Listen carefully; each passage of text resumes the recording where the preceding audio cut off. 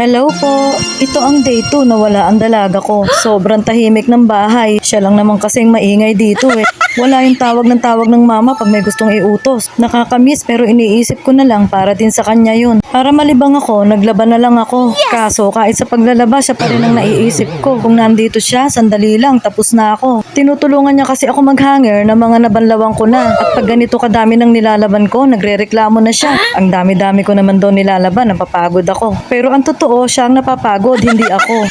Pag sa mga short nga, ako na lang naghahanger. Buti na lang, dinalan ako ni best friend ng merienda. At kung nandito ang dalaga ko, tsak na matutuwa yun kasi pareho namin tong paborito. Kahit doon ang problema mo sa buhay, dapat tuloy lang ang kain. Nagtaka siguro kayo bakit day 2 na ako nag-umpisang mag-vlog. Nahirapan kasi ako sa unang araw na wala dito ang anak ko. Mabigat sa dibdib pero kailangan kayanin. Dahil meron pa akong ibang anak na kailangan ng suporta ko, lalo na ang bunso ko. Tuloy ang laban ng isang ina. See you on my next mini vlog. Bye!